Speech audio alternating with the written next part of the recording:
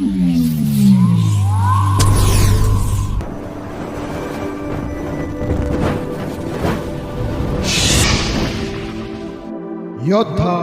News channel.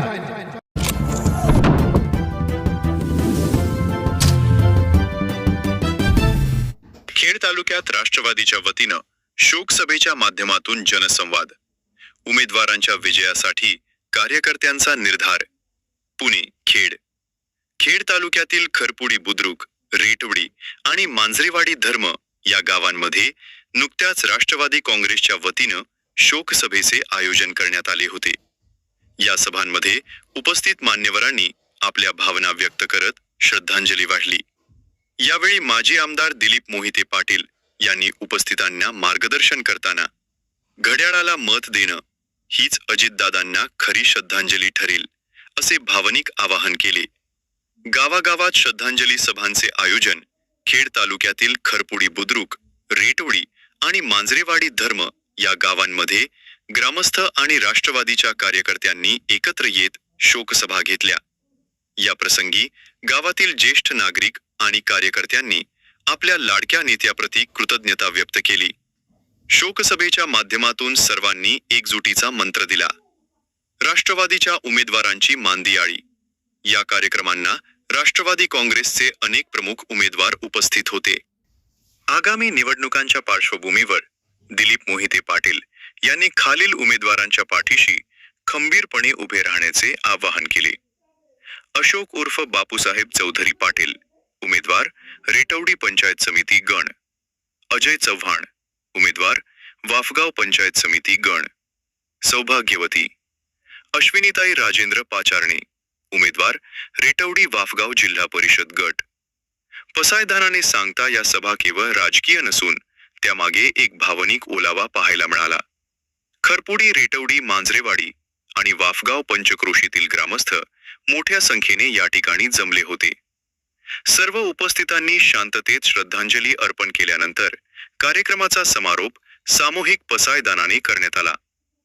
गावागावातून मिळणारा हा प्रतिसाद आणि कार्यकर्त्यांची ही एकजूट आगामी काळात परिवर्तनाची नांदी ठरेल। अजितदादांच्या कार्याचा वारसा पुढे नेण्यासाठी आपण कटिबद्ध आहोत।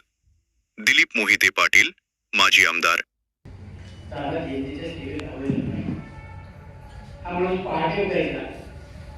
सकाळी व्यायाम करायचा आणि 7 वाजल्यापासून लोकांचे प्रश्न सोडवायला दादाच्या ऑफिसमध्ये बसायचे। पहिली अपॉइंटमेंट गावची 7 वाजताची, फार महत्वाचं काम असतं तेव्हा 6:30ला सुरू झाला आणि रात्री 11 वाजेपर्यंत 12 वाजेपर्यंत लोकांची कामं करायची। हजारो कार्यकर्ते, लाखो कार्यकर्ते त्यांची कामं दादाने मागे लावली। रोज घरी आलं काय करायचं मंत्रालयात दादा 8-10 तास एका जागेवर बसायचे। आल्या प्रत्येक कागद पाहिजे आणि झटकन फोन उचलायचे आणि त्या माणसाचं काम मागे लावायचं। बघतो करतो हे शब्द दादाचे शब्द घुशामध्ये होते। त्यामुळं लोकांची रीळ लागायची आणि विरोधातले सुद्धा लोक म्हणायचे की दादा कामाचा माणूस आहे। एकदा दादाकडे गेला, दादा विचारत माझ्या विरोधात ऐकण्याची तू माझ्या काम केलं, त्याचा हात त्यांचं काम हातावर काढायचं ही दादाची ख्याती होती। दादा फार स्पष्ट होती, एखादं काम होणार असेल तर हो म्हणायचे, नाही होणार, माझ्या बाबाचे सुद्धा होणार नाही असं सांगून दादा लगेच टाकायची की त्या माणसाला झगडा मागायला। बारामतीचे लोक असते ते बारामतीत घडलेले, एक दिवस आठवड्याचा दादा रविवारी बारामतीत असायचे शनिवारी त्याला पुण्यात असायचे म्हणजे आणायचे। शनिवारी पुण्यात गेला, रविवारी दादा कामाची काम करायचं, सोमवारी दादा मुंबईमध्ये यायचे, मंगळवारी कॅबिनेट, पण 4 दिवस मुंबईमध्ये थांबायचे आणि पुढे दौरे असते ते रोज पुढे दौरे दादा करायचे, महाराष्ट्र फिरून काढायचे। एका दिवसात दादाने 8 सभा केल्या।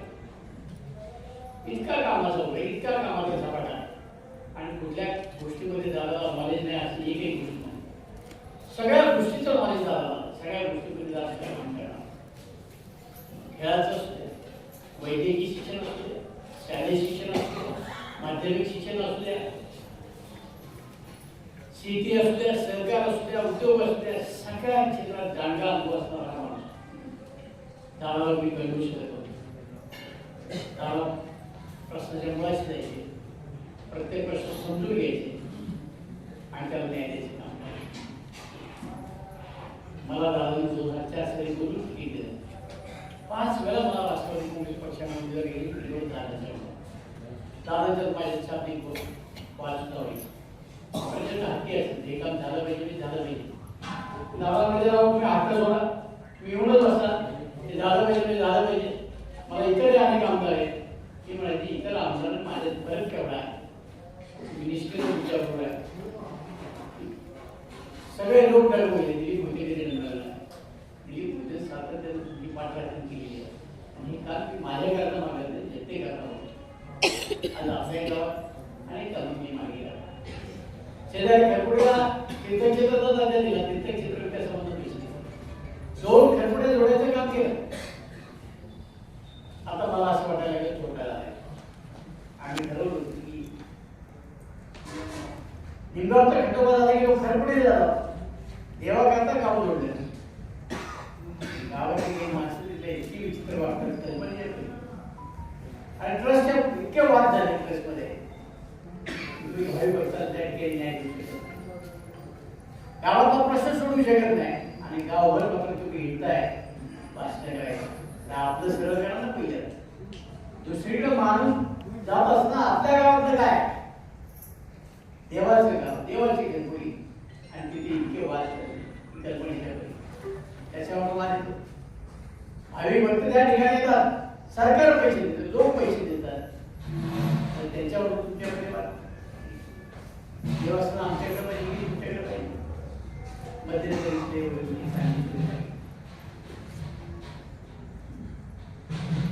तिकडे दुर्लक्ष सगळ्याचं आणि मग दुसऱ्या गावात जायचं, लक्ष करायचं. लक्ष असू नये म्हणलं त्याला काहीतरी ग्रामपंचायत सोसायटीमध्ये सोसायटी वेगळी काढून दिली आणि सोसायटी वेगळी काढून दिली. प्रामाणिकपणा नाहीच ना. इकडं नदीच्या कडेला ज्या रस्ता केला भीत बांधली 2.5 कोटी रुपये मी त्या ठिकाणी दिले.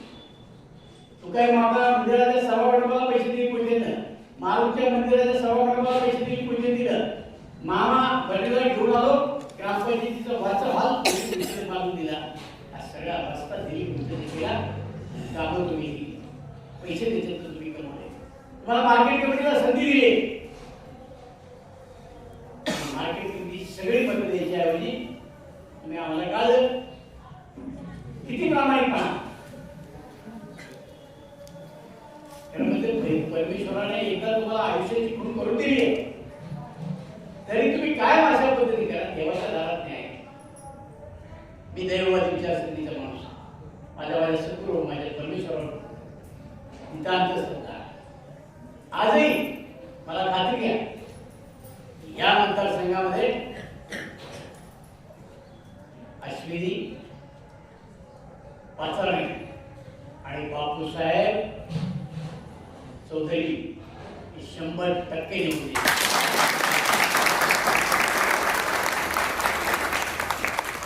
आणि त्याच्या घरात एक पद नाही, त्याच्या गावात त्याची पद नाही, त्याला तालुक्यात मिळेल. आणि आज सरपंच झाला, बहुमतानं नाही, माणूस निवडून झाला.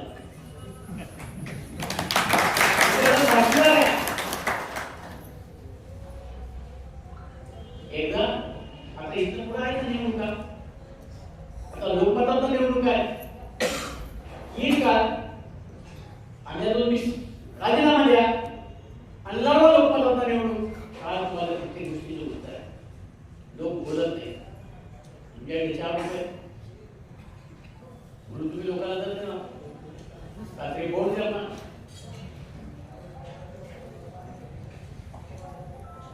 गावातली गरीब जनता जी आहे तुम्हाला कदाचित उत्तर देत नाही, पण नियती तुम्हाला उत्तर दिल्याशिवाय राहणार नाही. आज तुम्ही आमच्याकडे आमच्याशी गद्दारी करताय. अपेक्षा तरी किती असाव्यात तुमच्या राजकीय जीवन जीवनाची सुरुवात आली की तुम्हाला त्या ठिकाणी कामगिरी राजकारणामध्ये आणलं वाटेल ते करण्याची भूमिका आता सुटली की जिल्हा परिषद मला पाहिजे घ्या ना कर्तृत्वाने घ्या नेतृत्व नाही घ्या चांगलं वापरून घ्या माझ्याकडे खूप मोठा विजन आहे कदाचित तुम्हाला असं वाटलं असेल की हा आमदार त्याला काय माहिती वेळ आली की सगळ्या गोष्टी बाहेर काढायच्या मला जेवढं माहिती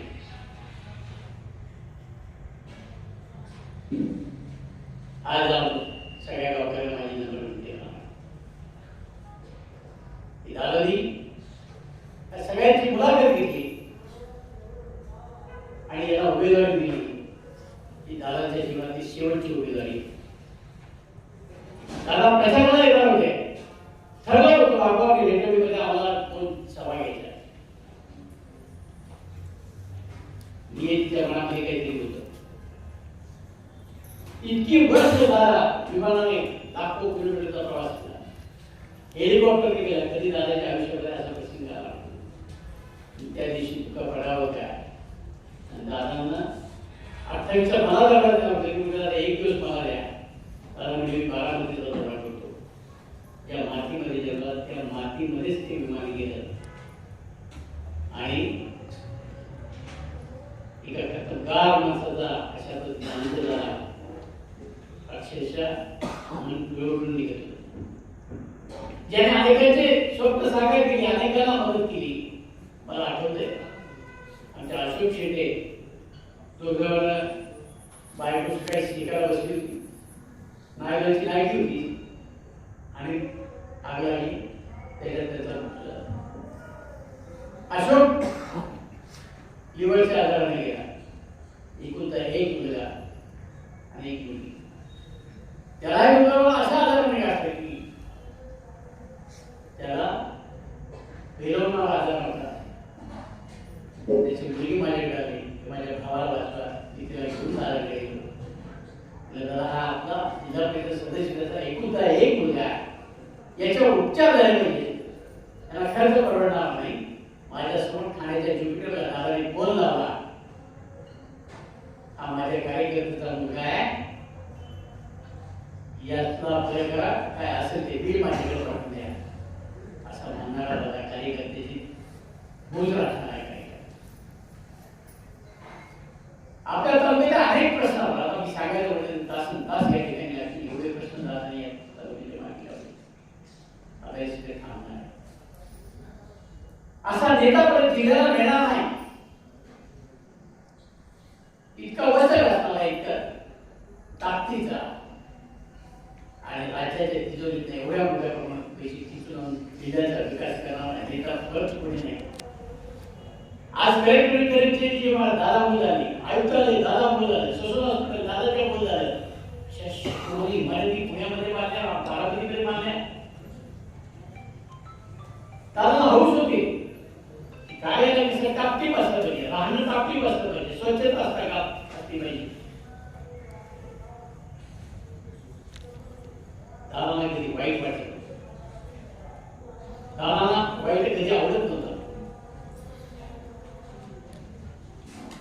त्यामुळे दादा नेहमी सांगायचे हक्क असू द्या तर ते स्वच्छ असतात घराचा परिसर सुंदर ठेवा शाळेचा परिसर सुंदर ठेवा ऑफिस मध्ये सुंदर ठेवा दादाला कोणी गुटखा खाल्लेला अजिबात आवडायचं तंबाखू खाल्लेला आवडायचं सिगारेट ओढलेला दारू पिला आवडायचं त्या माणसाने जरी आयुष्यात दारूला हात लावला एकच मागणी करायची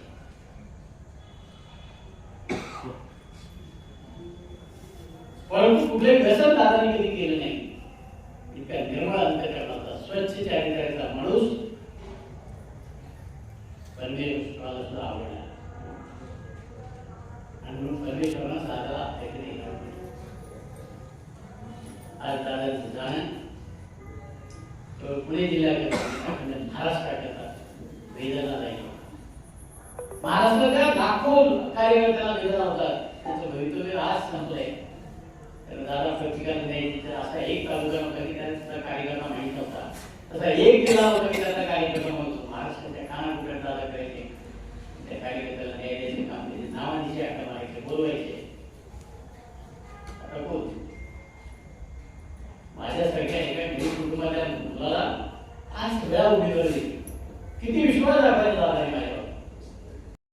भाग येते तुषावे तोषोनी मधल्यावे कसाय लावे हे काळाची व्यक्ती सांगो दया सत्कर्मी वाढो भूता परस्परे घडो मैत्रीचे दुर्गांचे दिव्य जाओ विश्व सधर्म सुखे पाहो जो देवांची होते राहो प्राणी वर्षद सकल मंडळी ईश्वर निष्ठांची मांडी आहे अनवरत भूमंडळी सदा कर्मकरुचार चेतना चिंतामणीचे गाव बोलतीचे आत्म भूमिशांचे चंद्रमेचे आराधन मार्कंडचे तापी ते सर्वांनी सदा सज्जन विमोहना सर्व